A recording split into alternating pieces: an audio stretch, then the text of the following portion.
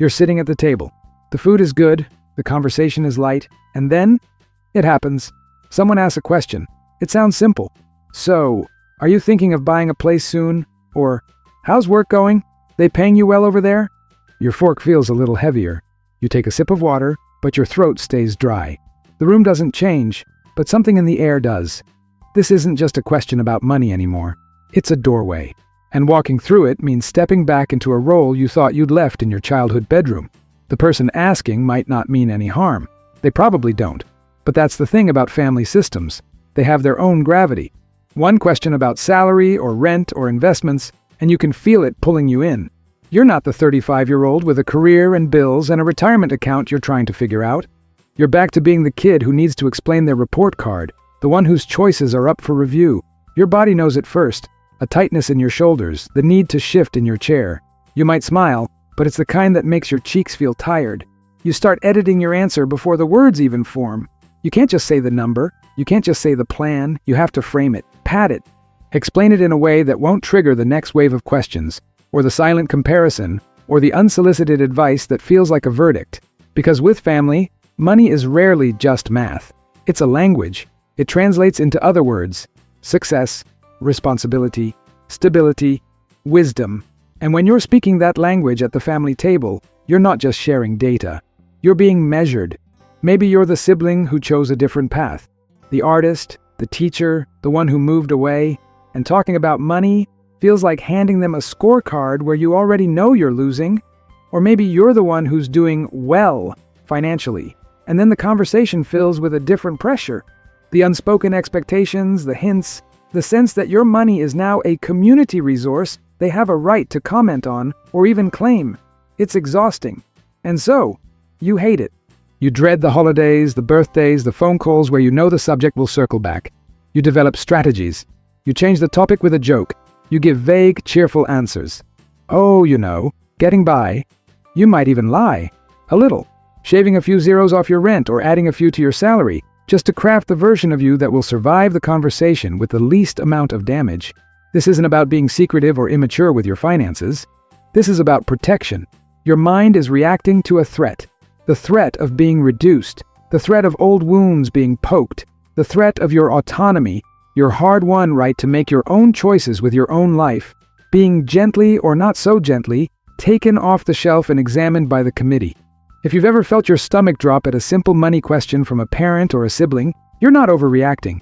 You're recognizing a pattern, and I'd guess many of you watching have felt this. If this is hitting home for you, consider subscribing. There's a comment section below. Sometimes just seeing others say, "Yes, that's my family too," can be a relief. The irritation you feel, the desire to shut the conversation down, it has a logic. It's your present-day self trying to defend the life you've built from the ghosts of the past.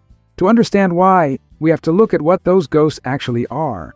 Think of your family as a stage, and for years, maybe decades, everyone learned their parts. You had your role. The responsible one, the dreamer, the problem child, the peacekeeper, the one who never quite measured up. These roles weren't about money, not at first. They were about survival, about finding a place in the emotional ecosystem of your home. Then you grow up. You move out. You build an identity out in the world where you get to write your own lines. You pay your taxes, you negotiate a raise, you decide between saving for a vacation or fixing the car. You are, by all accounts, a functionally autonomous adult. But walk back onto that family stage, and the old scripts are still there, in the drawer. And nothing pulls them out faster than a conversation about money. Money becomes the cue, the line that triggers your old part. Because in many families, money was never neutral. It was tied to love, to approval, to worthiness. A good grade might have meant a cash reward. A bad choice might have meant a lecture on financial irresponsibility. Your first job was less about independence and more about finally contributing. So when your dad asks, "You're still with that startup? Is it stable?" He's just asking a question. But what you hear is the voice from 18 years ago, questioning your judgment, doubting your ability to choose a safe path. Your body tenses. Your answer is defensive. Not because of the question itself, but because it instantly casts you back as the reckless teenager. Or your sister mentions her new promotion and bonus.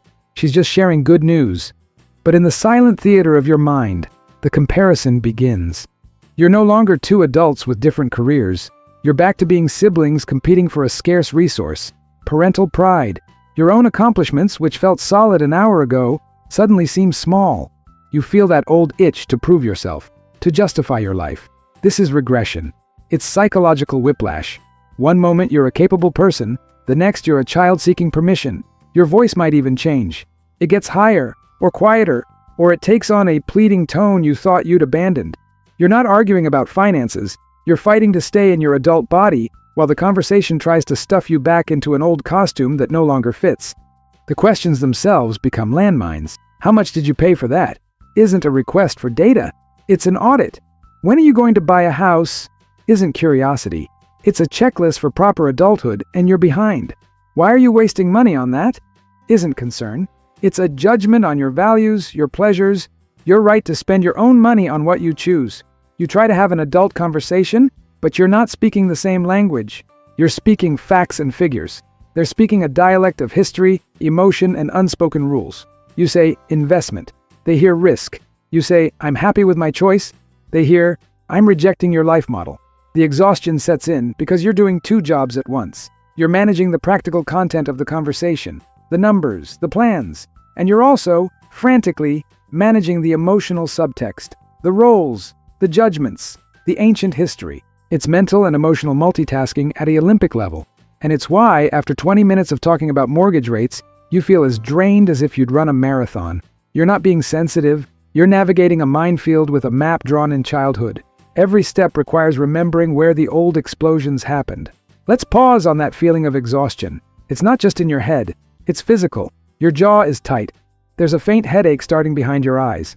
Your breathing is shallow, though you haven't moved from your chair. This is your nervous system doing its job. It's recognizing a threat. In that moment, your brain isn't distinguishing between a philosophical debate about retirement funds and a genuine danger. It's processing the social threat, the threat of judgment, the threat of being exposed as inadequate, the threat of having your autonomy challenged. To your body, these are ancient dangers. They trigger the same pathways that once kept us safe in tribes. Fear of exclusion, fear of losing status. So you go into a kind of low-grade fight or flight. Your senses sharpen, but to all the wrong things. You're not listening to the words about interest rates. You're monitoring the tone of voice, the slight raise of an eyebrow, the pause before a response. You're scanning for microsignals of disapproval or disappointment. It's a hypervigilance that consumes enormous energy. This is why you get irritable so fast. The defensiveness isn't a choice, it's a physiological reaction. Your body is preparing to defend a boundary that feels under attack. When your uncle says, you should really think about settling down and buying, what you hear is, your life choices are invalid. Your system floods with adrenaline. The urge is to either fight back with a sharp retort or flee, to leave the room, end the call. But you're at a family dinner. You can't punch your uncle or run out the door. So you freeze, you smile, you swallow the reaction. You force your body to sit still while internally, every alarm is ringing. This internal conflict, the urge to react versus the need to behave, is utterly draining. It creates a kind of emotional whiplash that leaves you feeling hollowed out afterward. Then there's the masking. This is the emotional labor no one sees. You are actively managing not just your own reactions, but the emotional atmosphere of the entire conversation. You choose your words to avoid landmines. You soften your tone to prevent escalation. You laugh off an invasive question to keep the peace. You might even perform a version of yourself, a more successful, more secure, more conventional version, just to get through the next 10 minutes. You are, in essence, wearing a mask. And holding that mask in place takes constant muscular effort, both physically and mentally. Your face aches from the polite smile. Your mind is tired from the continuous editing. You are suppressing your genuine feelings, frustration, anger, shame, anxiety, and that suppression is a heavy weight to carry. By the end of the conversation, you haven't just talked about money. You've been through a psychological obstacle course. You've regressed, you've defended, you've masked, you've performed. It's no wonder you feel like you need to lie down in a dark room. Your body has been on a silent, high-alert mission. It has expended real resources to protect you from an emotional threat that, to an outsider, looks like simple small talk. This physical response is the proof. It's the evidence that what's happening isn't trivial. Your body is telling you that a boundary, a very real psychological boundary, is being approached or crossed. The hatred of these conversations isn't a financial issue. It's a self-preservation issue. Your entire system is telling you to protect the autonomy you've built, because in that context, money talk feels less like sharing and more like a slow, polite invasion. So, If it's not about the money itself, what is actually on the line in these conversations? It's your authority over your own life. Think of autonomy as a room you've spent years building. You chose the furniture, your career, your partner, your hobbies. You painted the walls with your values and your mistakes. You lock the door when you need privacy. It's your space. Talking about money with certain family members can feel like handing them a key to that room, not to visit, but to inspect. The invasive questions are the inspection. How much do you have saved? Is someone walking in and checking your security system? Why haven't you bought yet? Is a critique of your floor plan. You're helping them with money? Is a judgment on who you've allowed to be a guest. It's not curiosity, it's a quality control check on your adulthood, conducted by people who will always, in some deep part of their brain, see you as a child who needs guidance. This triggers a deep, almost primal defense. Because autonomy isn't a luxury, it's the foundation of a functional adult life. It's the right to make your own decisions, your own mistakes, and to have your own private relationship with resources.